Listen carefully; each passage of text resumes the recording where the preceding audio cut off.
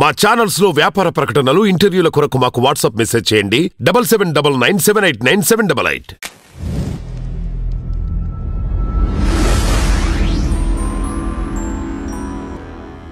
నిద్ర సుఖ భోగాలతో కాలహరణం కాకుండా 24 గంటలు 0.7 నీకు చేసేటువంటి తపస్సు కింద మారు.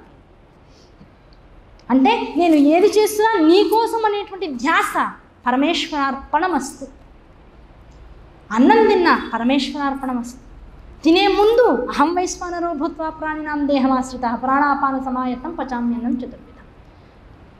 అవునా కదా? నాలో ఉన్నటువంటిది ఏమిటి? అమ్మ మాతాచ పార్వతీదేవి, పితాదేవో మహేశ్వర, బాంధవాస్య భక్తాశ్చ స్వదేహో భువనత్రయం.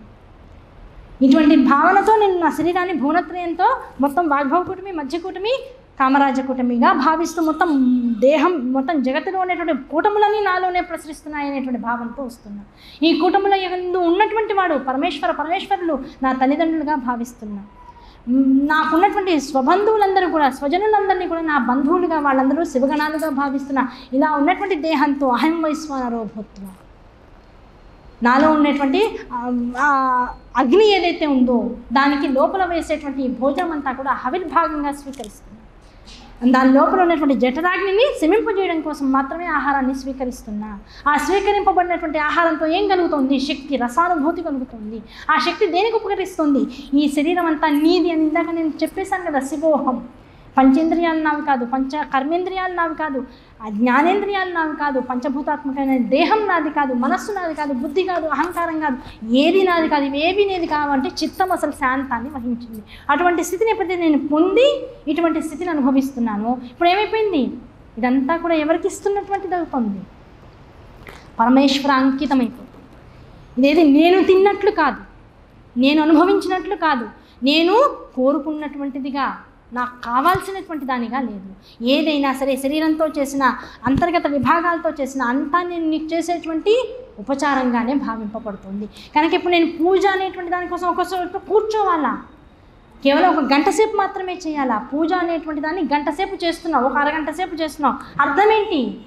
ఆ 24 గంటల్లో ఒక గంట నువ్వు ఒక శక్తి ఎదురుకుండా కూర్చుని నువ్వు భావించగలిగితే, ఆ శక్తిని నీ యందు ప్రసరింప చేసుకోగలిగితే, ఆ శక్తితో మిగతా 23 గంటల పాటు నువ్వు చైతన్యంగా నువ్వు జగత్తులో సంచరించు. ఆ సంచరించడం వల్ల ఏం కలుగుతుంది? సంచరించబడుతున్నటువంటి ఈ చైతన్యమంతా పరమేశ్వరుడు. ఏ శక్తి నుంచి గ్రహించానో ఆ శక్తి అనుగ్రహమే అనిపిస్తుంది. ఏ అనుగ్రహం వల్లనైతే ఇంత జగత్తు నీకు భాషిస్తుందో ఆ భాషిస్తున్నటువంటిదంతా కూడా పరమేశ్వర స్వరూపంగానే కనపడుతూ ఉంటుంది. అటువంటి నిధిధ్యాసని చెయ్యి. అటువంటి స్థితి నీకు వస్తుంది. అటువంటి స్థితిని నువ్వు పొందిన తర్వాత ఇప్పుడు జగత్తంతా, ఇప్పుడు ఇన్నాళ్ళు ఏమన్నావు? శివోహం శివోహం అంటున్నావు. ఈ నేను నాది అనేటువంటిది జగత్తంతా నిండిపోయి ఉంది కదా.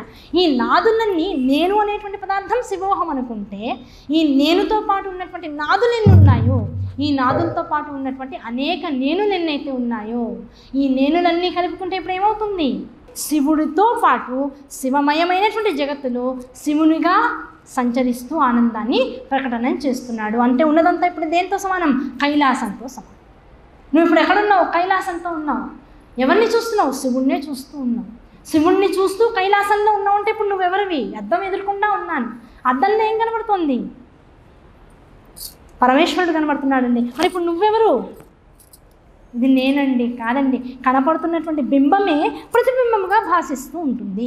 ఆ బింబము పరమేశ్వరుడు అయితేనే ప్రతిబింబము పరమేశ్వర స్వరూపంగా కనపడుతుంది. ఇప్పుడు నువ్వెవరు? కనపడుతున్నది పరమేశ్వరుడు అయినప్పుడు కనపడుతున్నటువంటిదని భావిస్తూ ఏది నేనుగా ఉండి బింబముగా అద్దములో నా బింబాన్ని చూసుకుంటున్నానో, ప్రతిబింబాన్ని, ఆ బింబము కూడా పరమేశ్వర స్వరూపంగానే భాషిస్తూ ఉంటుంది. అటువంటి స్థితిని పొందు. అటువంటి స్థితిని పొందడమే సాధనాత్రయం. ఆ సాధనాత్రయం శ్రవణము వలన, విన్నదానిని తదేకంగా స్మరణ చేయడం ద్వారా, అంటే నోటితో వచనం, మాట, ఒక వాక్కుగా, ఒక మంత్రంగా అనడం ద్వారా, అన్నదాన్ని తదేక మననము చేయడం ద్వారా సిద్ధిస్తుంది. దీనికి కావాల్సింది సత్సంగము. దీనికి కావాల్సింది ఎంత సత్సంగము ద్వారా శ్రవణము చేశావో అంత ఏకాంతముతో ధ్యానము చేయి. దాన్ని సాధన చేయి. ఆ సాధన ద్వారా కలిగినటువంటి ఉత్పత్తి శాంతి. అటువంటి శాంతిని అనుభవిస్తున్నావు. ఏమంటే ఇంత చేయడానికి కాలము అన్ని రకాలుగా, అన్ని స్థాయిల్లోనూ మనకు అనుకూలంగా ఉంటుందా? అదో పెద్ద డౌట్. మేము ఎక్కడో ఉంటామండి, అక్కడ ఇలాంటివి ఏం జరగవు, వినడానికి ఏం ఉండవు. ఇప్పుడంటే యూట్యూబ్లు వచ్చాయి, ఈ రకరకాల ప్రవచనాలన్నీ కూడా యూట్యూబుల్లో వస్తూ ఉన్నాయి. మరి ఇది అది ఒకటేనా? మరి అలా వినడం ద్వారా వచ్చేటువంటి ఆనందాన్ని అందరం అనుభవించవచ్చా? అటువంటి స్థితిగతులు లేని వాళ్ళ అనుభవానికి తెచ్చుకోలేనటువంటి వాళ్ళందరూ ఏం చేయాలి? ఇప్పుడంటే యూట్యూబ్లు ఉన్నాయి, అప్పుడు ఈ ఋషులు మహర్షులందరూ దేశకాలమాన స్థితులను అనుసరించి ఒక ప్రదేశం నుంచి ఇంకో ప్రదేశానికి ప్రయాణం చేస్తూనే ఉండేవాళ్ళు. మధ్యలో ఎన్ని ఊళ్ళు వస్తాయో అన్ని ఊళ్ళలోనూ ఆగుతూ ప్రవచనాలు చేస్తూ ఉండేవాళ్ళు కదా. ఆ ప్రవచనం చేసే కాసేపు వెళ్ళి వినేవాళ్ళు, మిగతా మళ్ళీ ఇంకో మహర్షి ఇంకో ఋషి వచ్చి మళ్ళీ ప్రవచనం చెప్పేదాకా దాన్నే స్మరణ చేస్తూ ఉండేవాళ్ళు. ఆ స్మరణ చేసే మధ్యలో ఎక్కడైనా మనస్సు నిలవకపోతే మనకే ఎన్ని డౌట్లు వస్తున్నాయో చూడండి. మనస్సు నిలవకపోతే మళ్ళీ మనసును పట్టుకునేది ఎలా? విన్నదాన్ని మళ్ళీ ఇంట్లో రకరకాల కష్టమో సుఖమో, ఇంట్లో ఒకళ్ళు ఉండడమో పోవడమో, పెళ్ళిళ్ళు అవ్వడమో, లేకపోతే ఇంకో అపరకార్యాలు రావడం, ఏదో ఒకటి జరుగుతూ ఉంటుంది. మనస్సు చెలిస్తూ ఉంటుంది, రకరకాల ప్రలోభాలకి లోనైపోతూ ఉంటుంది. మరి అలాంటప్పుడు మళ్ళీ మళ్ళీ విన్నదాన్ని మళ్ళీ స్మరణ చేసుకొని గుర్తు తెచ్చుకోవడం కష్టం కదా. మరపు చాలా స్వాభావికంగా వస్తుంది కదా మనుషులకి. మరి ఎలాగండి? వెంటనే చెప్తున్నాడు, ఇంకొక అవకాశం ఇస్తానయ్యా, ఇంకొక విషయం ఉంది చెప్తాను. అదేంటో తెలుసా? శ్రవణ కీర్తన మననములు అనేటువంటి విషయాలన్నీ కూడా మనం చేయగలిగినంత చేస్తూ ఉండాలి. వీటన్నిటినీ చేస్తూ కూడా మనస్సు భ్రమించకుండా, ఎటువంటి ఏమరపాటుకు లోనవ్వకుండా ఉండాలంటే చేయగలిగేటువంటి విషయం ఒకటి ఉంది. అదేమిటి? లింగార్చన. భగవంతుణ్ణి ఒక లింగ స్వరూపంలోకి తెచ్చుకో, ఒక మూర్తి ప్రాభవంలోకి తెచ్చుకో. నువ్వు నమ్ముతున్నటువంటి దేవుడు. మనం పరమశివ తత్వాన్ని తెలుసుకుంటున్నాం కనుక లింగము అని చెప్పుకున్నాం. ఆ పరమశివ వైభవాన్ని తెలుసుకోవాలి కనుక పరమశివ తత్వాన్ని గురించి మాట్లాడుకుంటున్నాం కనుక లింగ స్వరూపాన్ని ఇక్కడ విశేషంగా చెప్పుకున్నాం. ఒక లింగాన్ని కానీ, లేదా ఒక పరమశివుని యొక్క మూర్తిని కానీ, ఒక చిత్రపటాన్ని కానీ ఇంట్లో పెట్టుకో. దానికి వీలైనంత వరకు పంచోపచార పూజ చేస్తూ ఉంది.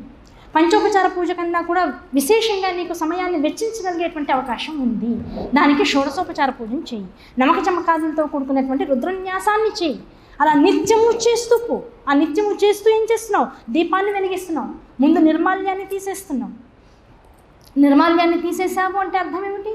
నిన్న చేసినటువంటి పూజ తాలూకు, లేదండి ఎప్పుడు పూజకి కొత్తగా విగ్రహాన్ని తెచ్చుకున్నాను, దాన్ని ప్రతిష్ఠించుకోవాలి గుళ్ళో, నాకున్నటువంటి ఆ దేవతా మండపంలో చేసుకోవాలంటే ఇప్పుడు నేనేం చేయాలి?